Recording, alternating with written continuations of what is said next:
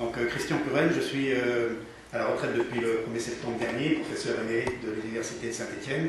Je suis intervenu pendant 7 ans en pré-professionnalisation à la Sorbonne, à Paris 3, et j'ai créé à l'Université de Saint-Étienne à la fois un master professionnel et un master recherche, à l'époque où les masters ont été lancés, donc ça fait maintenant 5 ou 6 ans. Je précise tout de suite que c'était des masters de français langue étrangère et que ça présente au moins 3 gros avantages.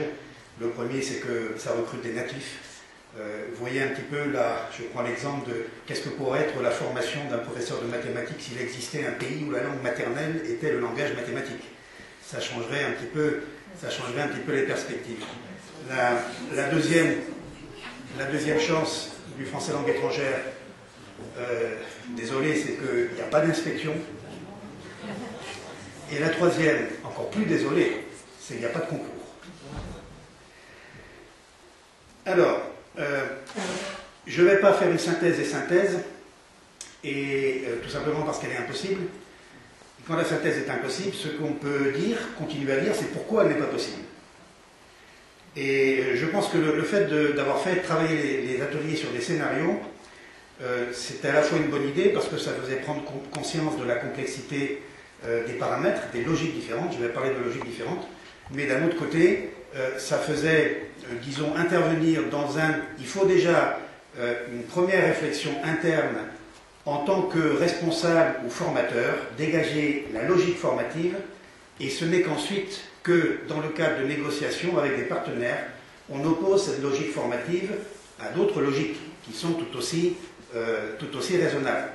Mais dire, m'excuse, comme j'ai entendu tout à l'heure, par exemple, principe posé par l'atelier Intel, maintien des sites départementaux, ben non, c'est une logique administrative ou politique qui est parfaitement légitime, dont un formateur d'IUFM peut tout à fait partager l'idée en tant que citoyen, mais pas en tant que formateur.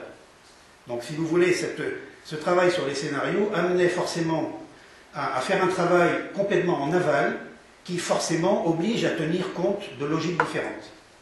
Alors je crois que, moi j'ai beaucoup aimé les discussions sur les différentes listes de diffusion, beaucoup aimé aussi le blog de Toulouse. Je pense qu'il y a eu vraiment une très grande richesse au niveau de la réflexion, beaucoup d'idées et de motivation aussi qui étaient montrées de la part des personnels de l'IUFM. Maintenant très vite, si vous voulez, forcément on tourne en rond, si je me permets de vous intégrer là-dedans, on tourne en rond, parce que justement, on est sur un système de « ah oui, ça ce serait l'idéal, mais le ministère va nous dire ça, alors il faudrait peut-être proposer ça ». Et puis, si vous continuez comme ça, vous arrivez à une espèce d'arborescence infinie qui fait qu'on ne peut jamais prendre de décision collective et avancer pour la suite. Donc je pense qu'il faut arrêter la réflexion et commencer la négociation. Pour que, et c'est à ça que ça sert un pays démocratique, c'est qu'à un certain moment, des acteurs différents puissent faire jouer leurs logiques différentes qui sont tout aussi respectables. C'est-à-dire qu'il faut bien rentrer à un moment dans la logique du compromis, ça c'est le côté un peu négatif entre guillemets, mais aussi rechercher des synergies possibles, et je vais proposer non pas des synergies à faire, mais quelques exemples de synergies possibles. Je commence par la première logique, celle qu'on aime le moins, qui est la logique économique. Et c'est vrai que Darcos, on voit très bien la logique du report de la validation à la fin du M2, ça évite de payer pendant 1 an des stagiaires fonctionnaires. On a bien compris. Cela dit, cette logique économique ne peut pas être complètement écartée. Et en particulier, la formation professionnelle est une formation par définition lourde, chère, qui demande des compétences, qui demande un accès au terrain. Ça coûte très cher la formation professionnelle. C'est un argument de poids pour dire, et ça se passe dans la plupart des formations professionnelles, de dire il faut un pré-recrutement le plus tôt possible, avec ensuite un taux d'échec minimal, résiduel, parce que tout simplement, sinon, c'est du gaspillage. Il n'y a pas de raison de gaspiller, il n'y a pas de raison de gaspiller l'argent. Puis il y a une deuxième logique, mais qui revient à la logique formative. Il y a une synergie entre la logique économique et la logique formative. Par exemple, je parlais de synergie. La logique économique veut qu'on ne gaspille pas un temps de formation qui coûte cher. Donc pré-recrutement au départ. il y a aussi une logique formative qui rejoint cette logique économique, qui est que, on a parlé tout à l'heure de disponibilité, je crois. Pour rentrer véritablement dans une formation professionnelle, il faut avoir une disponibilité. Il faut avoir une certaine sérénité. Comment voulez-vous avoir une sérénité quand vous vous engagez sur 2 ans de formation professionnelle lourde, exigeante, et qu'à la fin, vous allez tout jouer sur un concours, vous ne savez pas si vous allez être admis ou pas. On a beaucoup parlé d'écoles professionnelles, d'écoles d'infirmières par exemple, ou d'écoles d'ingénieurs. Ce n'est pas un hasard si dans toutes ces formations professionnelles, la sélection se fait au début. La sélection se fait au début et on est pratiquement assuré, sauf cas pratiquement pathologique, hein, on est pratiquement assuré d'obtenir le titre. Exactement comme lorsqu'on a le concours, il y a très peu de cas, si vous voulez, où effectivement, ensuite, le stage n'est pas validé. Alors, voilà pour la logique économique. Je ne fais pas le tour des problèmes, mais je montre seulement des synergies à trouver. Logique formative. Donc, Monsieur Darcos, vous voulez faire des économies, ça tombe bien, nous aussi. C'est pour ça qu'on vous propose un pré-recrutement à la fin de L3. Bon, maintenant, il faut aménager peut-être. La logique formative. Je viens de parler de la sérénité. Donc, je n'y reviens pas. Il y a un certain nombre comme ça de paramètres de la logique formative qui véritablement sont du ressort des professeurs d'IUFM. Nous sommes les spécialistes de la formation. C'est nous qui pouvons faire valoir devant d'autres interlocuteurs les différents éléments fondamentaux de cette logique formative. C'est ça qu'on a à défendre, pas les sites départementaux. En tout cas, pas en tant que professeur d'IUFM. Un autre principe fondamental, c'est la cohérence.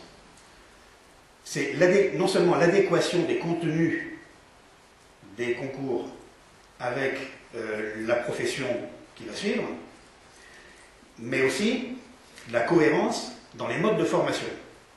On sait très bien qu'une des difficultés des enseignants stagiaires en 2e année d'IUFM, c'est que d'un seul coup, ils passent d'une culture du concours centrée sur les connaissances et individualiste à une logique de connaissance, de centration sur les apprenants et de travail de groupe.